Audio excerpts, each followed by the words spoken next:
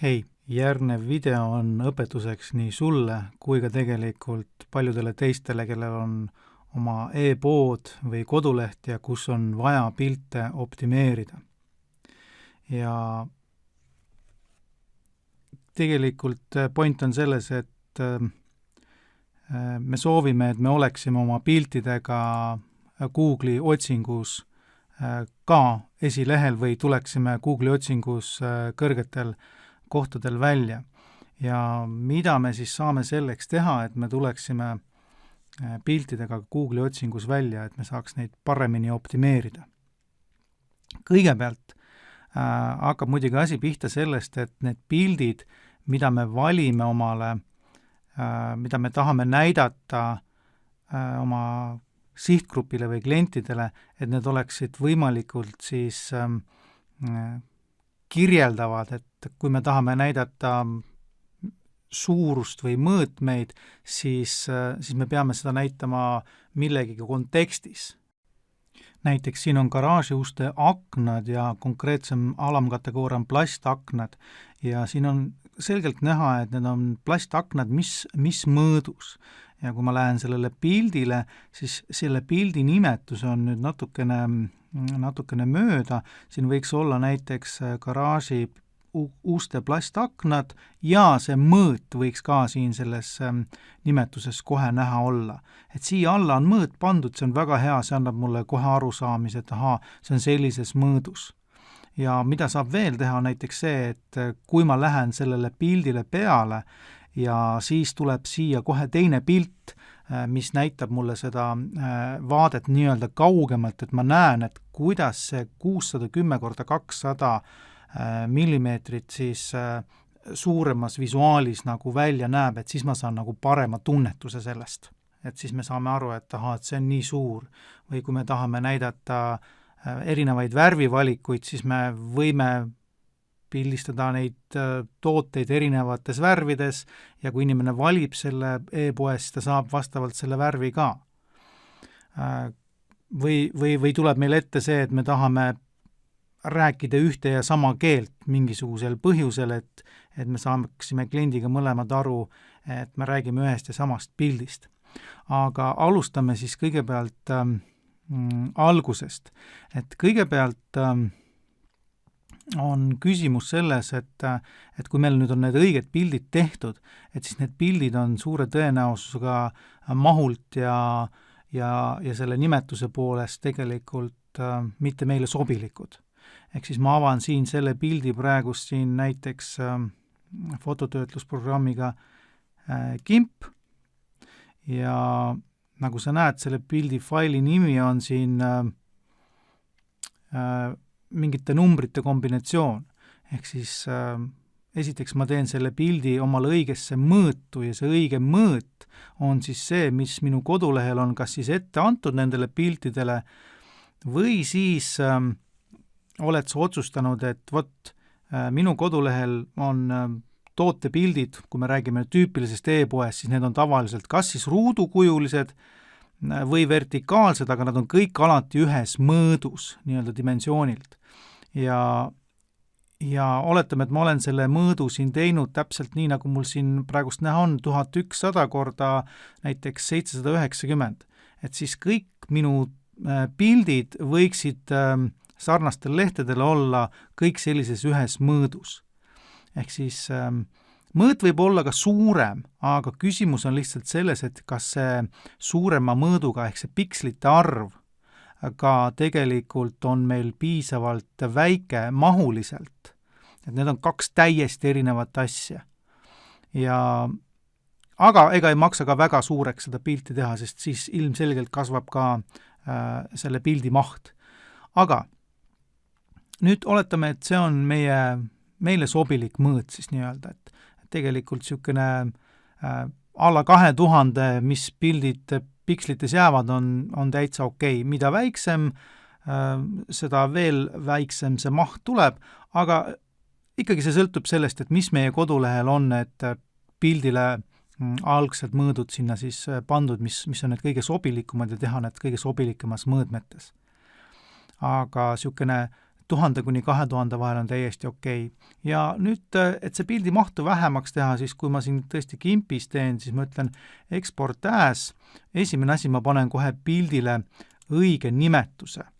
Ja ma olen siin sellele pildile pannud ka ühe nimetuse, faili nimi näiteks on mul puitlaudisega garaaži uks retro X. Ja selle ma ka kopeerin ja lisan selle siia faili nimeks ja just nimelt sidekriipsud, mitte alakriipsud, et sidekriipsud on eraldavad siis neid sõnu ja .jpg ja kui ma ütlen ekspordi, siis mul on juba pandud siin kvaliteediks 72, aga kui ta on rohkem, siis võid julgelt tõmmata siia 72 peale, et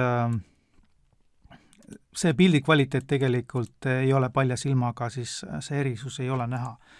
Nii, ja nüüd ma panen selle siit kinni ja mul on olemas nüüd siin õige nimetusega, õige faili nimetusega ja juba mahult ka väiksemaks tehtud pilt olemas. Ja nüüd laen selle pildi ülesse. Kohe. Ja ma tegin siin kohe näited, nüüd ma laen selle pildi ülesse, no kui sul on e-pood, siis sul lähed oma toodete juurest, aga ma toon lihtsalt näiteks, et kui ma lisan selle siin meediateeki, ütlen laadi fail üles, vali failid ja kus on siin minu õige pilt, siin on minu õige pilt, open ja nüüd vaatame üksipulgi siit läbi, mida miski tähendab.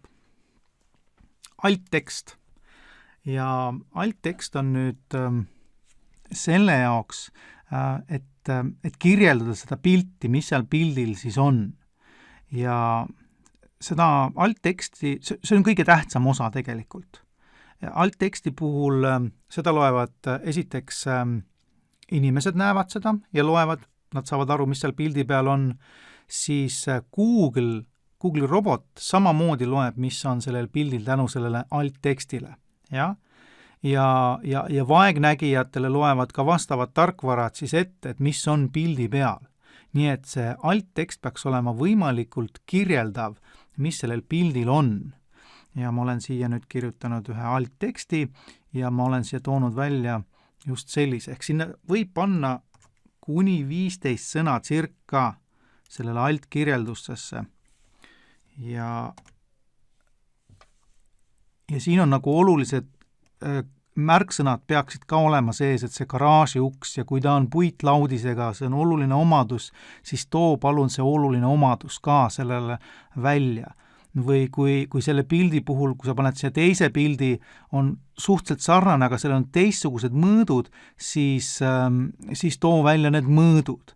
Ehk siis vastava kategooria, iga kategooria juures on mingisugune asi on teistmoodi näiteks, siis too see just see asi, mis on teistmoodi, too see siin välja.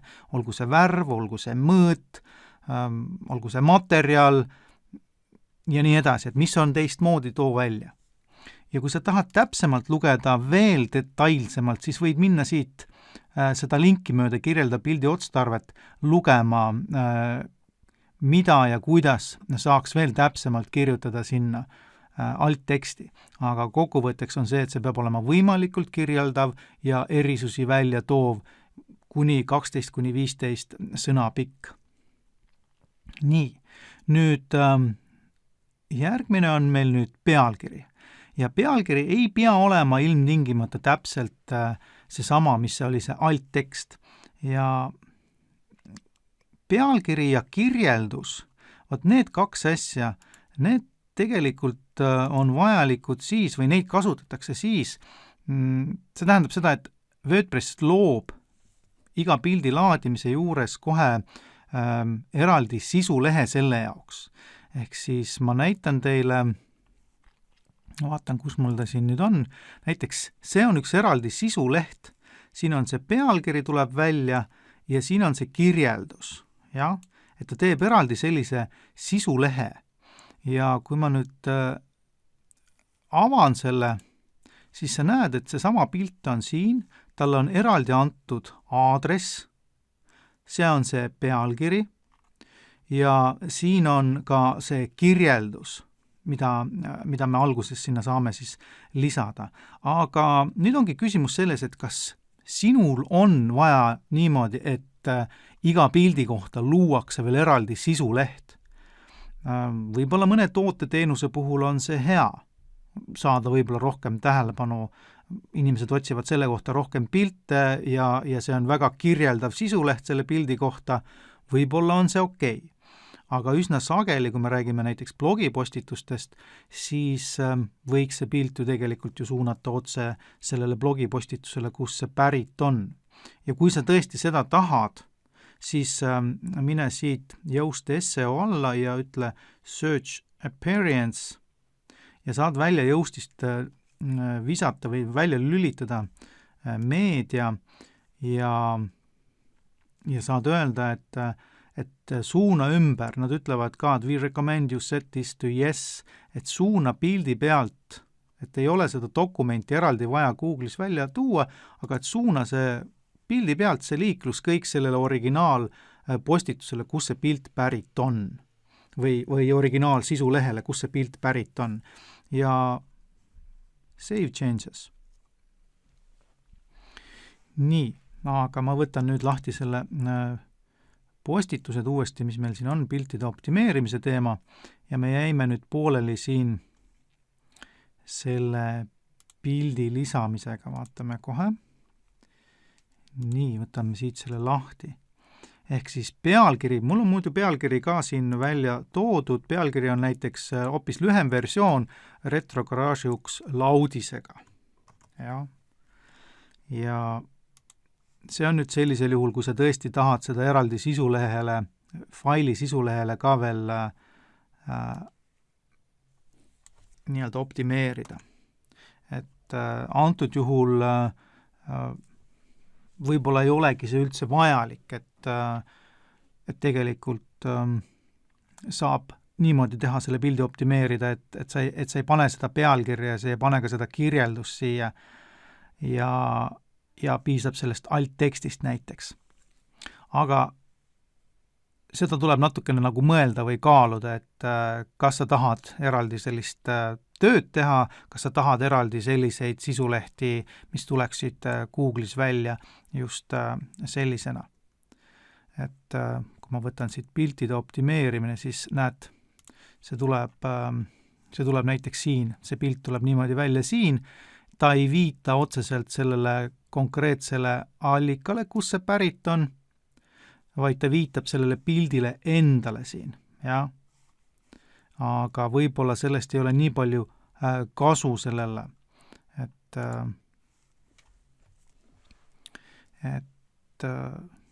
see võib-olla ei ole alati hea mõte. Nüüd allkiri, siia ma panin uue pealkirja tegelikult kohe. Paneme selle ka siia ära, et lähme siit järjekorras. Allkirjad ilmuvad, vaatame kohe, kus meil see allkiri ilmub. Vaatame. Allkiri, näed, ilmub siin pildi all ja see on selline nagu täiendav informatsioon. Uuringud näitavad, et circa 16–20% inimestest, kes seda pilti uurivad, nad loevad ka, mis siia pildi alla on kirjutatud. Aga siia võib panna ka näiteks, no ma olen siin toonud välja, et sinna võib panna näiteks näide kliendile tehtud tööst, kus sooviti just retrostiili. Ja? Et aga seda võiksid siis nagu kasutada kas kuskil artiklis või blogis, et e-poe puhul pigem ma seda ei kasutaks. Või siis näiteks teine tööautor või fotoautor on Meister Merlis näiteks, jah? Et see on selline informatiivne tekst, mis võib-olla annab midagi natukene sellele pildi uurijale, vaatajale juurde. Ehk siis ma võtan siit selle esimese näite ja panen selle siia allkirjaks. Ja see kirjeldus oli siis tõesti selle eraldi sisulehe põhjal, näete, see kirjeldus ilmub siia, jah, et aga tegelikult ega inimesed seda pealkirja ja seda kirjeldust tegelikult Google'is ei näe.